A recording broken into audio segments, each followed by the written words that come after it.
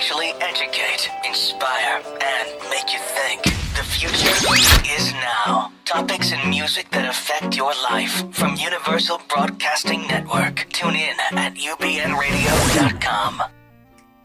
Hi guys, I am Sunny Chayes, and you are with us today on Singing in the Rain. I was just about to say, and you are awesome.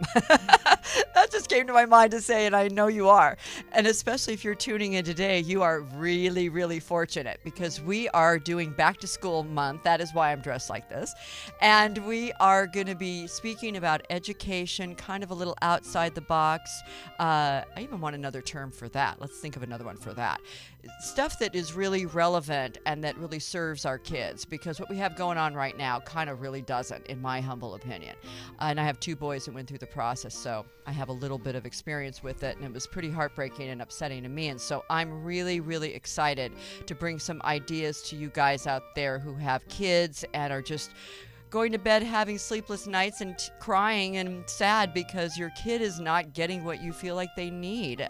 So the first person I want to bring on, I'm really honored and excited to have here, and I'm hoping that she'll give me a discount on one of her sessions too, because I feel like I need some brain training, and that is the beautiful and fabulous SHERRIE Hardy, and she has an organization. She's the founder, actually, of Hardy Brain Training, and also a nonprofit, Hardy Brain Training.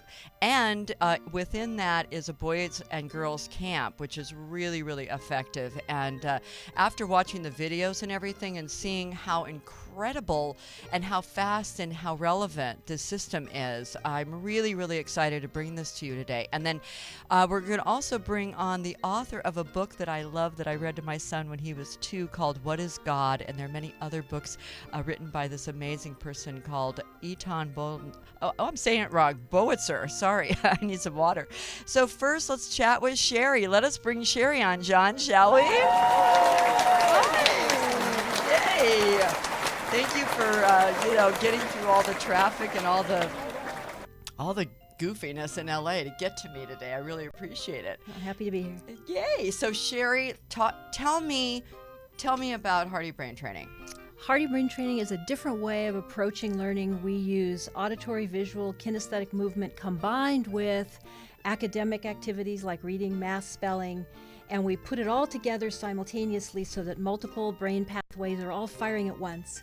And that creates a very permanent kind of learning experience. It's quick. It becomes a real strong neural pathway in the brain, much like when you learned how to ride a bike. So the thing that's so important about this, and I love that we're just coming to the end of my intro music, which it's still on. How cool is that?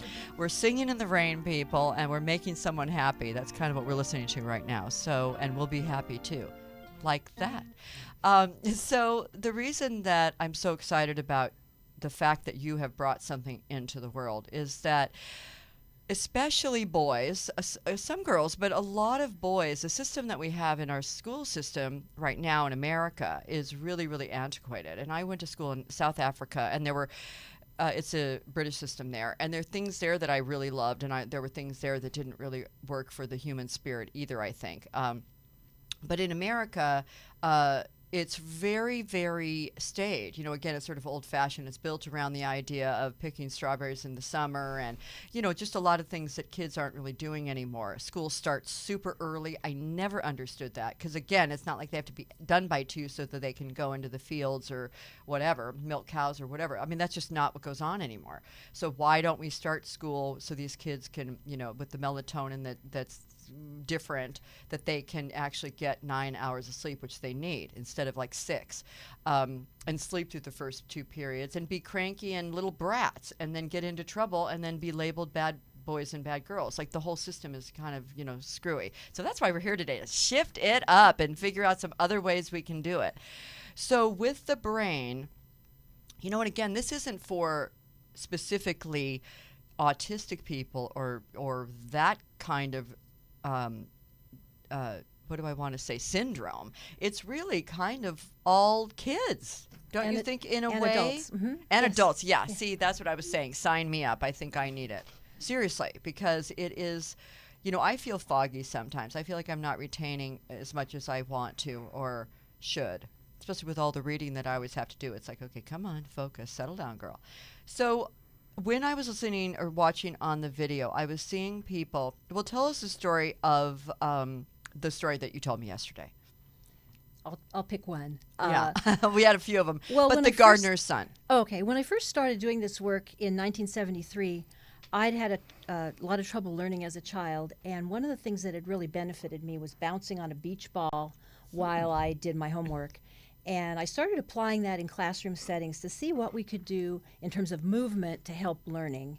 And over the years, we've developed different systems. And one of the ones that you just brought up a minute ago was in terms of the timing when kids are starting school every day. That's a timing issue, and all of us operate on a circadian rhythm, so it's a 24-hour cycle. And when we get jet lag, we've disrupted that cycle. And that's what's happening for a lot of the kids who are starting school too early in the day. Their circadian rhythm hasn't kicked in yet, so they're not fully awake. And indeed, if school started later, that would be one way to approach that. But as we began to develop programs, one of the programs that we had years ago was an academy for students who had failed in a traditional school setting. They came to us for a year, and we retimed all of the different brain timing systems. So speed of the brain, rhythm of the brain. We did auditory processing, visual processing, spatial processing, brought all of their academics to grade level, and then returned them to a traditional school setting. And one of the boys that came into our program was a fourth grader. He had been failing in school since kindergarten, had been in special ed. And his father's boss put him into our program. It's a very expensive program, and it's limited to 13 kids per year. And as that little boy went through the program, his father's boss began to say, we've got to put this program in Boys and Girls Clubs. This man is one of the Board of Governors. Before you say who he is, I want to just also clarify that the boy who was failing in school, why was he failing? Did he have he had a lot of processing issues. Okay. He had visual and auditory processing issues. He had severe timing issues in the brain. And he'd really struggled since kindergarten and was immediately put in special ed right when he reached school age. So he also had self-esteem issues, I would imagine. He did. He'd really given up a long time before he came to us. And in fact, with him, which is a big deal, too. I mean, I think that's a big part of learning is when that gets askew, again, with timing, like off the track. That's a big one. I think it's a huge piece of what happens. And before we started, before we went on the air today, I made this little picture that, John, if I hold this up, can you get this on the on the camera? They can see it. So what you just mentioned in terms of self-esteem, if we were thinking about building a building, self-esteem would be up here at the top, and it's where the bell is, because this is a school building. Then down here at the level of the roof is all the academics that happen. So learning how to read and spell and do chemistry and algebra is all happening at the level of the roof of our building. But here at the level of the walls is attention and focus and starting and finishing work and communicating and expressing ideas and being able to organize and turn things in on time. And in order for the roof to go on sufficiently well, we've got to get all these walls nice and strong. But notice that below the walls we have the foundation of our building, and that's where all the processing's happening. So if we can get the foundation of all the different processing systems strong, then those walls of attention and focus and organization will be strong, and then we can put the roof on and really go to school and learn well, and then self-esteem becomes the natural result of that. Absolutely. But when we've got missing and weak processing areas, we want to be able to strengthen those first.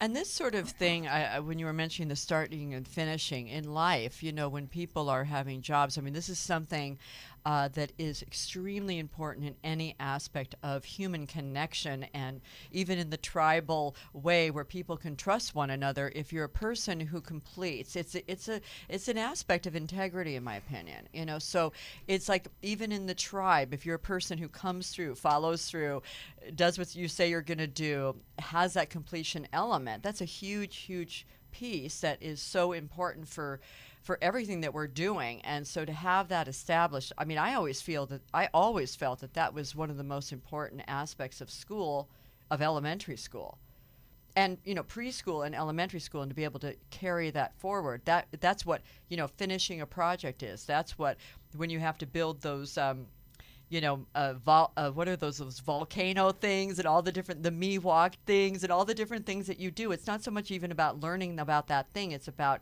starting from nothing and getting the shoebox and filling it with the stuff and finishing it and having that feeling of completion. Right, don't you think? Right, it's the step-by-step process of being able to do first, second, third, fourth.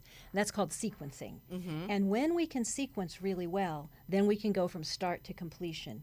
But if our timing is off, we don't sequence very well. Right. So if your circadian timing, which is what contributes to brain problems after flying in jets and going across time zones, or what these kids are experiencing getting to school too early. Right. Or if your millisecond brain timing is off, which is a really finely tuned brain timing happening at about 1,000th of a second, if those aren't optimum, then it's very difficult to sequence those things. So you'll see kids who get started and they just don't know where to go from there, or they get 3 steps done and they don't remember the last step, which is to turn it in. Right. Yes. I mean, I have nephews who that would happen all the time. They're genius, and they wouldn't get the paper in. It would be somehow under the bed or in the backpack or on the kitchen table with the orange juice and the bagel, you know, and it's like that's the simplest thing, but it's in some ways the most important thing. I'm going to move you up a little bit so I can actually look at you. There we go. So we're still okay, John? I feel like I'm looking like back like this. Okay. There we go. Just a thought on that, Sonny. Sometimes putting a cleaned out coffee can or a Quaker Oats canister inside the backpack so it's sticking up in the top. I love it. And they put the work that's going to get turned in that. So it's in the middle of the backpack and it's in their way, and they have a better opportunity to see it and remember to turn it in. I like that. Yeah. Well, and I'm all for the environment and stuff, so I'm always reusing everything. I'm thinking also of like a fair trade can from Trader Joe's. But anyway, that would be a perfect size insert there to put in, and it's fairly colorful. narrow. It's a little more narrow, so it won't take up as much room in the top of the backpack. That's right. That's so true. Well, I want to. So, is there a way that you can explain? Okay, so let's finish the story because I sort of derailed you, but I wanted to finish that. Okay. So there was a gardener. He had a son, and he was working for a lovely person. So carry on. Right, and Carlos left our program and returned to a traditional school setting. He was put into 5th grade. He was taken out of special ed, the 4th child in the history of that school district, his teacher told me, to come out of special ed. And he's done very, very well since. He's in high school now. But his father's boss, who had visited us during the course of Carlos's schooling that year, had constantly said, we've got to get these programs into Boys and Girls Clubs. How can we do this? So in 2009, we started experimenting with a small pilot at the Oxnard Boys and Girls Club under the guidance of Tim Blaylock and Aaron Antrim, and we worked with 3 students just to see if it could be done, if it could be transferred from a clinic setting into a Boys and Girls Club setting, and it was just wonderful. We got great results with these kids.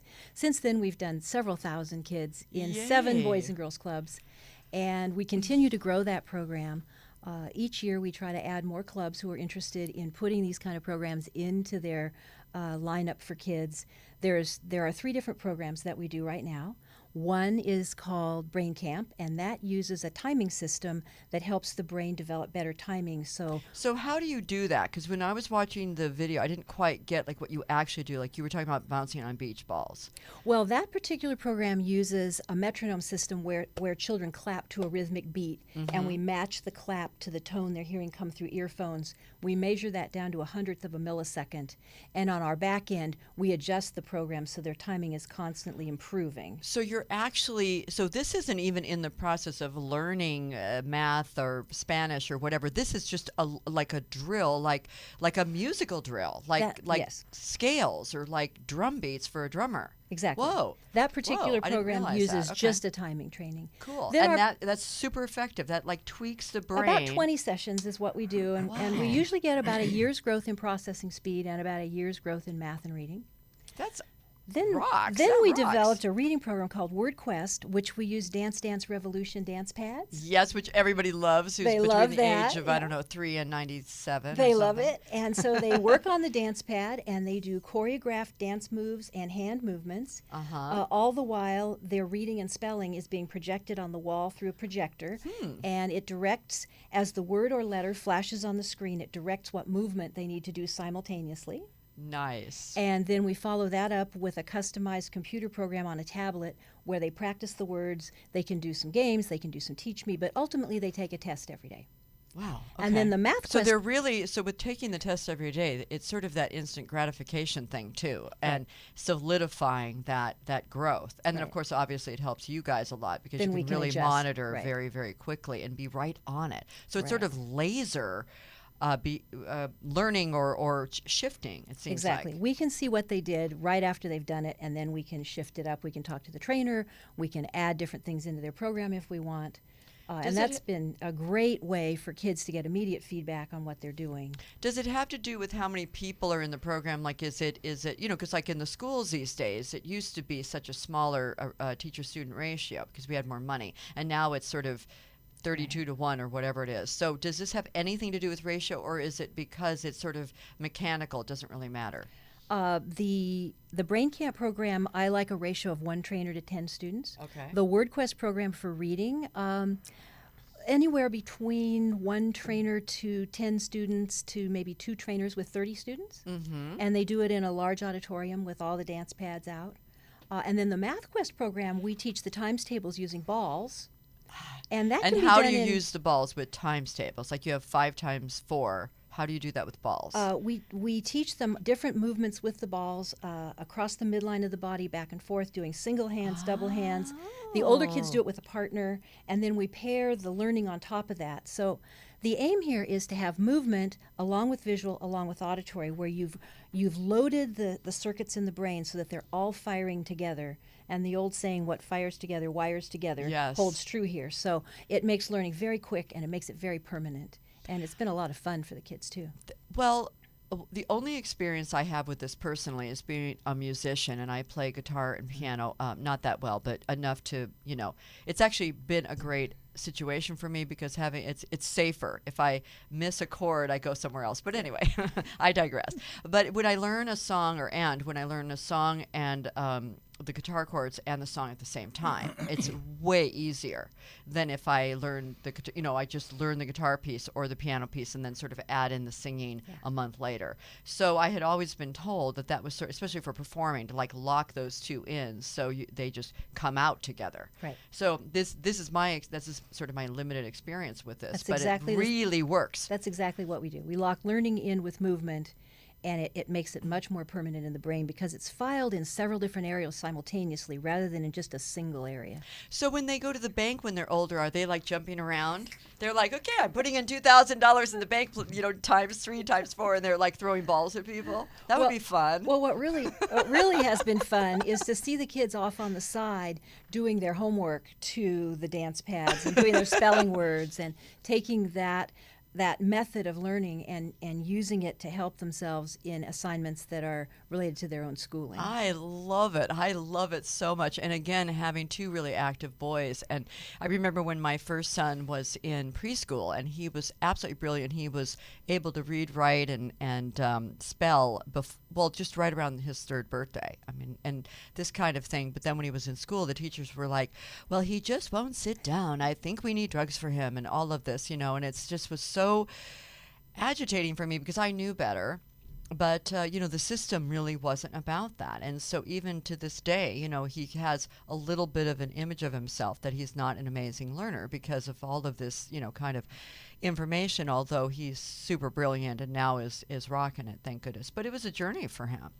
And speaking of my son, Palmer, I want to, John, I will give you a heads up. I'm about to bring on ETAN because when my son was 2, we're just going to go right into this. A dear friend of mine, Maria, gave me a book called What is God? And I love this book so much because it was really the only time I had a way of explaining what God is that worked for me, that was so inclusive. It was so beautiful, and it was just what I wanted to say. And then I found out that I had the opportunity to have Etan on the show, and I'm like, really? Are you serious? He actually walks the earth still. I get to actually meet him. So anyway, What is God? Author, and many other books. We have just a cornucopia of books here. What is peace? What is family? What is truth? What is dreaming? I read all these books last night, by the way, and I had amazing dreams. Anyway, let us bring on ETAN Boritzer. Yay! Thank you, Sunny. You're So welcome. Etan, I'm going to have you move that way just a teensy bit too, because I feel like I have my back to everything when looking at you guys. So thank you for writing this book, What is God? Thank you for reading it. My pleasure. Many, many, many times. And I do want to say, we were talking about this a little earlier, but you were saying that you, before I even talk about the inclusiveness of this specific book in the world right now, I am very grateful that you have written all of these books, because they have a way of discussing aspects of our humanity, of our community, of our process of being here on Earth together with our planet, with our with ourselves, again, with the self-esteem, and sort of how to navigate life with the changing of families these days, with the internet, with just life is very different, and yet we still have hearts, we still have lungs, we still have so much in common. We still are human beings, so much like 5,000 years ago, 10,000 years ago, even though our behavior is so George Jetson and so different in the last 10 years, let alone the last 100. But even with all of that, we still want love, we still want acceptance, we still get scared, we still feel threatened by something or another, we still have bad dreams. And so that's what I love about your books, because it just reminds me of all of that even though there's been so much change, there kind of really sort of hasn't been. So hi, thank you very, very much. Thank you. So so you talk, because I've been talking for a while. Okay. I'm just going to have you dive in. So how did you write What is God? That was your first book. What is God? Well, my 7-year-old niece, when I came back from India, asked me where I had been and what I was doing. And I told her I had been to India. And she said, "Where's that?" I said, "That's far away." And she said, "You mean like Ventura?" Right. She's in Tucson, Arizona. Uh-huh. And she said, "What were you doing there?" And I said, "I was studying about God." And she said, "What is God?" Beautiful. And you decided to answer it. As a writer, I'd always been a writer, so I thought, well, okay, let's see if I could tackle this as a writer. Maybe God is what you feel when you stand on a very high mountain and see a big, beautiful view all around you. Or maybe God is what you feel when you hear beautiful music, sometimes soft, sometimes loud. Or maybe God is what you feel when you see 1,000,000 stars at night and you feel very small looking up at them. Maybe we can feel God when there is loud thunder or bright lightning outside our windows. Wow. Beautiful. I should have this memorized. I actually just read that, but well, you can be our reader. Okay, for I will. Our next ebook version. I would be happy to. I would love to. Beautiful reading. Thank you. But really, honestly, and yesterday we were talking about the fact that you wanted to be. I was asking you, where are these books published, and you were mentioning in the Middle East it hasn't been accepted. And on page 8 there was something that was sort of not with the fundamentalist aspect of what Allah is. For the Muslims. And, again, I was mentioning to you that I had 3 or 4 different Saudis read this whole book yesterday, and they couldn't find the place. And I told them page 8 even, and then they just sort of spaced that out, and they're like, "Where was that place?" And they read it again. They still couldn't find it. So, that's there are everywhere, as we know. I mean, we're in the middle of something right now with ISIS and all that, and there are the Muslims that have the fundamentalist sort of aspect and the modern. These are younger kids I'm talking about, 20 to 26. So, but very religious people, and so in every religion, as we know, there are the grades. In the Judaism, there's the Reform, the Orthodox, and the Conservative. There are levels in sort of every religion. And that's, again, what I love about this book, because it sort of goes above all that, or around it, circumnavigates all that. Well, we're trying to be diverse. It's comparative religion, so we talk about the major religions. And again, I've even had, when I've been to Atlanta or some of the southern states, people coming up to our booth at a book fair, for instance, saying, "Your title is wrong." I said, yeah, your title should be "Who is God?" Uh-huh. So even that, Yeah. the title becomes controversial. Absolutely. Which I noticed right away. That's what I loved about it when I was given it as gift. What is God? Yes. Exactly. Well, we're trying to take it into more out of the gender base, the old Judeo-Christian Muslim way of looking as an old man who is up in the sky and knows everything I do or say. Right. And that's page 8. Uh-huh. The okay. page that I was told by my Lebanese agent in London, we can't present this book to Arabic publishers because you're making fun of God. And how is that? I said, well, he said, page 8, you say, if you're ever in an airplane, look out the window and see if you see that God there. You won't see that God because no one has ever seen that God. And that is considered blasphemous. Right. And again, people get so careful about that. And let me just add, I'm sorry, but Please, no. it is not just Muslims. You know, growing up Jewish, the Jewish religious people who see my books and recognize my name as a Hebrew name will say, nice books, Eitan, not for us. Very nice books. And, you know, in Spring Arbor, the largest Christian publisher, distributor that is in the U.S., and I spoke with the owner about the books. He says, you have really nice books. They're not for our audience, but very nice books. Whoa. So the fundamentalists of any religion have not really come to that book, whereas the audience is really what we might call the yuppie audience, the people who have a broader view of what God is. Yes, and the yuppie or the new thought, or again, I mean, that's what I always am hoping to bring to this show, and that you two sages are bringing today is a little bit of myth busting and a little bit of, you know, how we can really elevate our concept of education and inspiration for young people and all people. You know, we're all young at heart. I know that. I was saying yesterday, I feel like I'm 12, you know, when I'm jumping around in my life. So that's what I love about this book and all of your books, because again, it's the feeling of, well, you know what? I mean, and even having a Muslim read this and say, or a Jew or a fundamentalist Catholic, or, you know, it's like, it does also just crack open, I think, a little bit of the way to look at something, and at least have that conversation. When they look at the title and say, what is God? They realize that they really are about God is a who, you know, and then we really realize in a conversation, is it really a who? Is it a what? Is, you know, what is happening here? and who really knows? And we can get very existential, and we can, you know, and all that, but that's fun. That's good stuff, I think. Well, Publishers Weekly gave a review that was actually, I thought they hit the mark, but they said they liked the book, except at the end where Boritzer foists his own beliefs on the reader. Because near the end of the book, I say, well, God is everything. God is the jungle. God is the elephant in the jungle. God is the rain in the jungle. And that's called pantheism, when you see God in everything. That was the criticism. So we're getting it on all levels, you see. Well, and thank you for putting it out there, because, you know, it does take a bit to do that.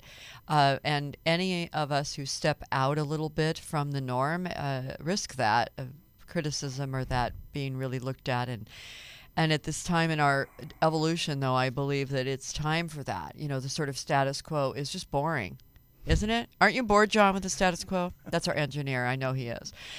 You know, it's just like, let's shake it up. Let's bring it up. And again, that's why I'm so excited to have you guys on about, you know, education and moving through it. I was going to ask you, Eitan, because you're also a yogi and a yoga teacher and a yoga master. When you're hearing this about the using balls for math and for learning, I mean, does that just kind of like light your fire, sort of? Yes, it's brilliant. I put words in your mouth. Sherrie, it is really brilliant, and I've studied a little bit about integrative metronomes that you were coming from.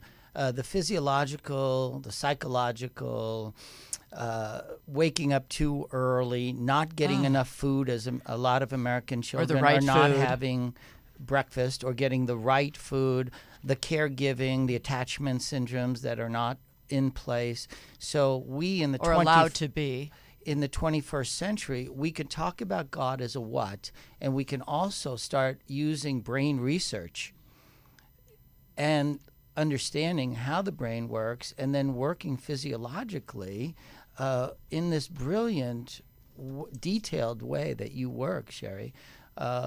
So the combination of the tools that we have today are so brilliant, and power of one means a one community. Yes. So we're all working together, the three of us today, for children's education, which means ultimately education of the world and ultimately peace, all the good things Yes. we're working towards in our different purviews. Thank you for pointing that out. And the point, too, is as I have international students and we chat, we talk about so many things. We talk about the environment, what is the aspect of a plastic bottle and what is that about on so many levels. And being able to use the processes that you're bringing forward, Sherrie. And, I think about also working out. Like for many hundreds of years, a lot of the things we did, when I was talking earlier about picking strawberries, there was a lot of natural behaviors that we had that have been sort of stripped away. Picking strawberries, I wasn't meaning to say that was a bad thing. Working with the earth, being with the earth, picking something that is delicious, eating it, having it be organic before the term was even needed, being so close to nature that way and exercising in that way. And now a lot of that's stripped away for kids, so being able to kind of bring it back in a way that may be a little bit artificial, but we sort of have to kind of put it back in the mix a little bit. The movement, the music, the building, the tapping, the inspiration in art and music and literature and poetry. It's like we kind of need to bring it back in a bit. It's like we stripped everything away. Now we have to kind of bring it back in. Yeah? Yeah, we absolutely do. That's part of the problem is the brain only develops birth through 7 through movement. And our children aren't moving anymore. And as that movement gets more limited, and I understand some of it is required. We need car seats. There are things that restrict movement now that are very helpful, but there are a lot of movement restrictors that are not helpful, putting babies in walkers and playpens. Yes, and hate that. those things are restricting the movement patterns that naturally develop in the brain, and that then limits the ability to learn later on. Yeah. And let me touch on vision while we're on the same topic. Vision only develops in 3 dimensions. So anytime a young child is in front of a television screen or a computer screen or a tablet, that's only 2 dimensions. And birth through 3 are the critical years for developing vision. So television time for young children under 3 is really detrimental to development of a vision system. And that's going to limit what happens in terms of their education. So the movement and the vision and some of the things that have come along in the last 15, 20, 30 years that have helped us save time and energy and kind of toys and things that are new for kids, not all of them have been helpful if they're going to restrict these natural developmental processes in the brain. And good God love us all who've had kids in the last 20 and 30 years, because again, the sort of fashion literally of what is good for kids just continues to change. And again, that's what's cool about having you guys in the world and hopefully having a show like this where we can bring forward always what is sort of the new ideas and the new information. And I did not know, I was a child development scholar, well, partially by having kids, you kind of come by that honestly, but also, in study. And I did not know that it was, 0 to 3 or 1 to 3 with vision. I didn't know that. I just learned that today. So, whoa. Okay, Yes. so people just keep your... But the one thing I did know, and I want you to speak, Etan, the one thing I did know, though, is I did take my kids outside, and they did have those black and white things that we put over the baby cribs back in the 80s, and that was supposed to stimulate things, and I would take my child out and have him look at the trees and the patterns and stuff like that. So, a little bit of that was... we have it as moms. I think there's a lot of natural instinct that we have, and sometimes it gets overridden by society. But, again, there's that good mom thing that hopefully keeps something going that is appropriate and beneficial. What were you going to say, Etan? No, I'm saying the mom experience. Obviously, the moms who are healthy themselves and intuitive and are free enough, they can integrate with the natural processes that a child needs. I was going to point out that as we are getting the brain research and the new information through the technology, however, we can go back historically, and we know there was a brilliant woman named Maria Montessori 100 years ago. And it was hands-on learning, which is still practiced all over the world. The Montessori method is what you were saying about counting with the balls manually. And that kind of movement type of learning is so integrative and helpful to the children. Now, we are rediscovering that. And there are some public schools even now that have become Montessori charter schools, public schools, and that are using these types of methods that you're practicing in a more, you're practicing obviously in a more intense way for a particular population. But the general population is being deprived of this too, and that slows us down, slows the children down too in their learning. I think the charter schools have done a lot to bring some of these newer methods into the classroom and make them available for kids and teachers. I'm going to drive you up a little bit so we can hear you and I can see you. How's that? Yeah, and I think, again, taking things out of school like music and art is just really, it just breaks my heart. And yeah, and giving kids iPads and all that, I know that that's really cool. But I'm thinking, the art, the music, the and all of that, visual arts, photography, painting, all of that stuff is just super fun and super community building. And so I know there are outside organizations, many of them I can mention. We even have Artists for Trauma, which I actually want to mention a little bit about. But bringing again, sand, clay.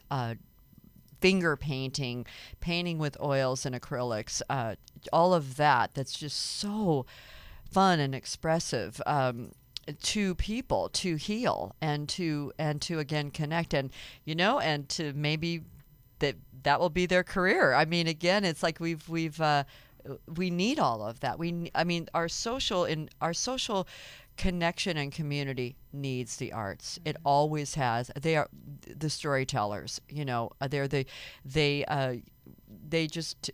tell the story. They calculate it. They put it somewhere for us to look back on. Writers are telling our story. The artists are laying it out there politically in every other way. And it's an important element of our community. And so we need it, right?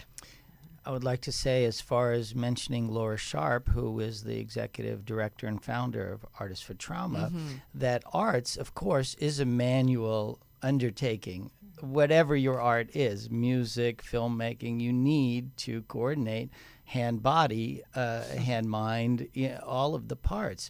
And so it is beneficial as Laura works with very severe trauma survivors, but I guess there is some endorphin also movement that is stimulated by the hand and the mind and the visual and the movements, everything that you're integrating as well. And we see that it goes not with our purview, which is the children's population. Well, you're also working with adults, of course, but with these severely traumatized, physically, quadriplegics, etc., people who are finding some healing.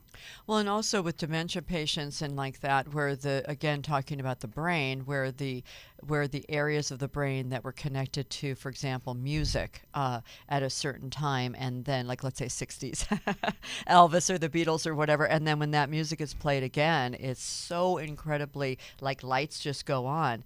I sing in dementia places sometimes, and it's really it's hard to do. It's kind of heartbreaking, and yet. Whoa, I mean, especially when we do the standards, I left my heart in San Francisco, which, by the way, I did kind of for my people. I kind of did leave my heart in San Francisco a little bit. Those songs, they really just light people up. They also bring a lot of tears and like that. But having our hearts be broken open is not a bad thing, I think. I mean, that's what I do on this show sometimes, too, to get us to action. So let's talk about action for a little bit. Let's see how our time is. Oh, we have to get to it. So we have like 10 minutes left, right, John? So I want to, as I have my sages here, I want to get to a little bit of action steps. So let's dive into that a little bit. So Sherrie, tell us, we have the general idea of what you're doing. What can people do? How can people get involved with your organization? Like that. If they have people they know that need you. Well, through our nonprofit, we offer programs through Boys and Girls Clubs. If you have a child in a Boys and Girls Club and you'd like to research having that club come on board, you would contact the executive director of the club, and they can contact us, and we can discuss what their needs are and if this would be a good fit for their club. So that's hard. So what's the name of how would they do that again?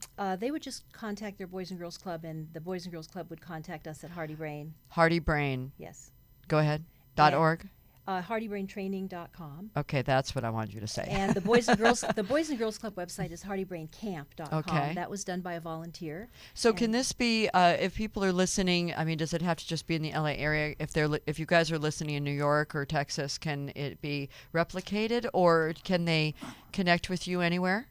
Right. The Boys and Girls Clubs are all across the National, United States. yeah. We are in 7 clubs, and we're getting ready to set up in Philadelphia. Cool. Our other farthest one right now is Scottsdale, Arizona. Cool. So it can be anywhere in the States. But most Yay. are in California right now. Okay. And then our private clients through Hardy Brain Training, we work via Skype, so we work all around the world. Our Cool. farthest client right now is Shanghai. and- So if somebody's having a problem in Sydney, and problem. you guys are listening to us, then they can contact you, and they can Skype with their child, and they can get some relief and Right. go to bed being much happier and not crying. Right, So we can do the assessment, or we can actually do training. As long as you have internet access with a Skype connection, then they can work together. Yay! And is there anything else you want peeps to know about you guys that they can participate with you? Or you were telling me there are a couple action steps that moms or people can do right now for their kids.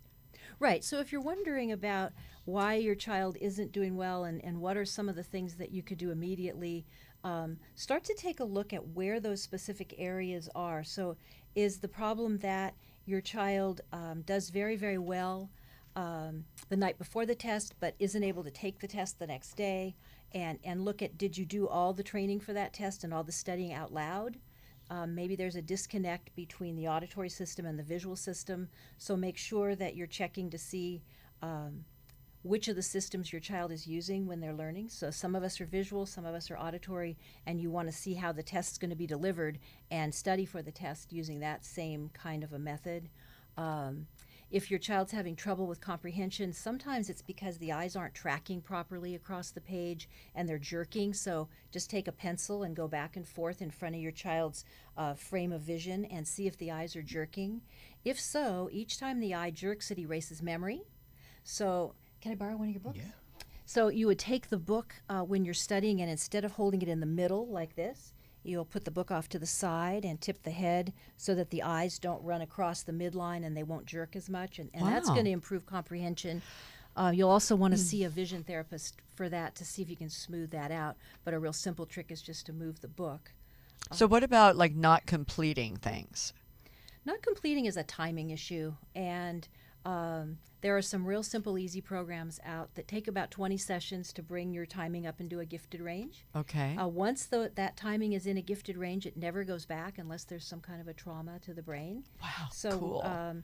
that would be something that would be helpful. A quick thing you can just do right now at home is go online to, I think it's called metronomeonline.com. Okay. Set the metronome dial to 54, so it's going to sound like bonk, bonk, bonk, and put that on when your child is doing their homework. Okay. And that rhythm is a millisecond timing rhythm that's very, very helpful for getting the brain to organize. And it can Nice. move your child along a little faster in getting that assignment completed. Well, see, this is the thing that I find interesting that's difficult for me to understand, where when I went to school, I had silence. And even still when I'm reading, I like silence. And the kids have these days 3 things going on. You know, they may have the TV on, the iPad, the music.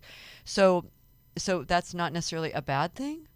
It just depends on how your child learns. So for Okay. some kids, they need silence. Mm-hmm. Some kids having something on in the background is helpful because it helps the brain organize better.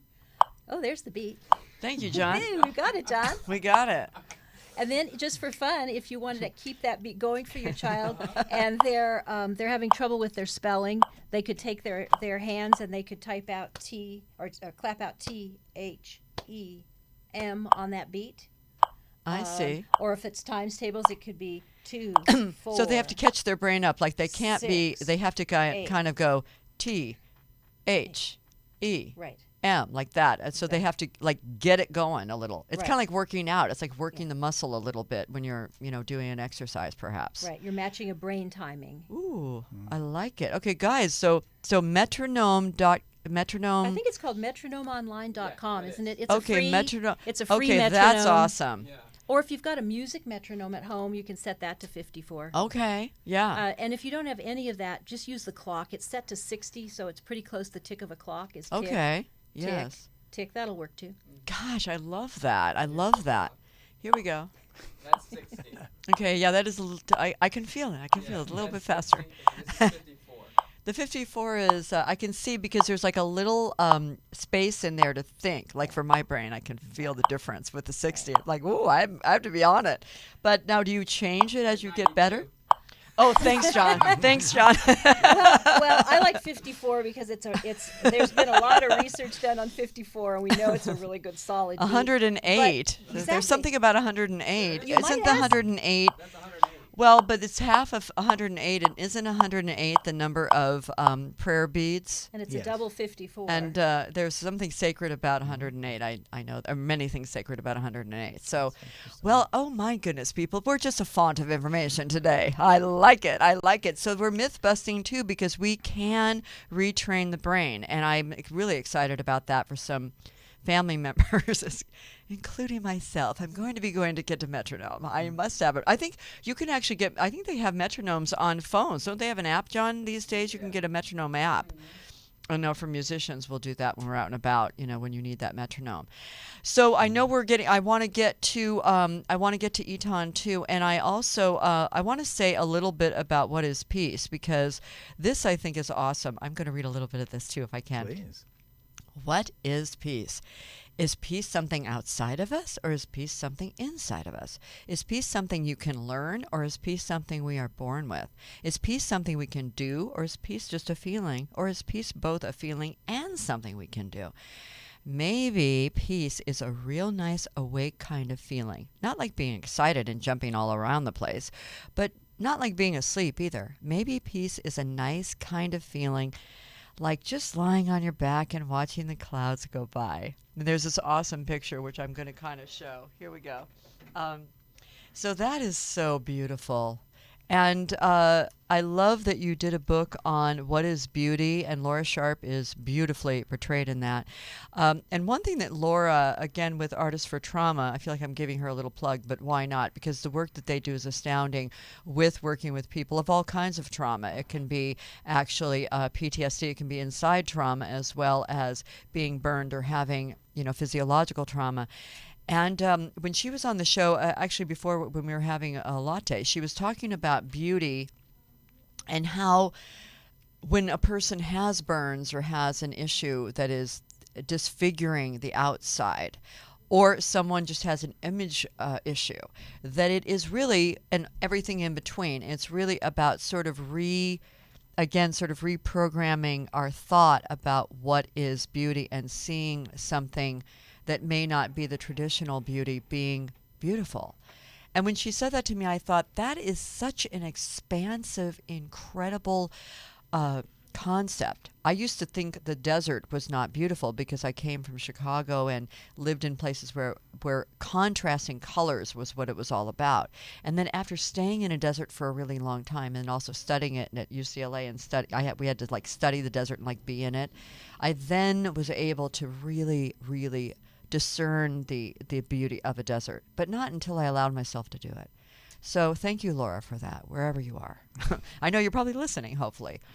And thank you, ETAN, for bringing these amazing books. But I want you guys to have the last word. Do we have 2 minutes, 3 minutes? Cool. So ETAN, what can people do to come closer to you, or your books? Other than, I don't know if you're on eHarmony. No, just kidding. How do people get closer to your work? The books are ebooks. We have them in English and Spanish. So all 14 titles. And our titles are stimulating critical thinking skills, emotional intelligence, development in all the areas as well. The website, veronicalanebooks.com, veronicalanebooks.com. And I think you have some. I think you were were you gonna give a gift to someone today? And yes, I brought Sherry 4 books that I Yay. think will be useful to your population, particularly. The What is Funny book has been used with special needs because that is a difficult subject for special needs children to understand. Humor. Humor is a very complex human interaction. And very healing. So, yes. Yeah, And that's so great. humor is used as a bullying tool as well, and it's used as a relaxation tool by humans in many ways. So that's a difficult one for children with some learning disabilities. A lot Cool. of kids struggle to get the parameters around what's funny and what's not. Yes, what is hurtful, what is appropriate, what is a Move these feeling, through. of And what is course. beautiful? Oh, you have this one here. Okay. And what is Cool. a feeling? Because that's something that is so difficult for our children to identify their feelings and also to be able to express them in a way that doesn't hurt oneself or hurt others. And to have So the that's- permission to feel what they're feeling. Yes, yes. And Yeah. this is a difficulty, the suppression of feelings in our school systems and in our social systems. We don't have really great ways to express. And what is There we beautiful, go. which you discussed, that beauty is something that we discern. Discernment is what we're about, is this critical analysis ability that we all have, and the children have it too. So Sure. we ask a lot of questions in the books so that they can understand that beauty is an inner quality. You know what? Finally. I want to also just, and I know our engineer is going to say we have to pop off, but that is one of the things that I love about these books too. Is it's mainly about the questions. You ask a lot of questions, and then your sort of answer is maybe this, maybe that. But and that's what I also love about these books for all people. If I may just say, and this I believe is in alignment with what you're doing, Sherry, because we want the brain muscles to start being activated. Right.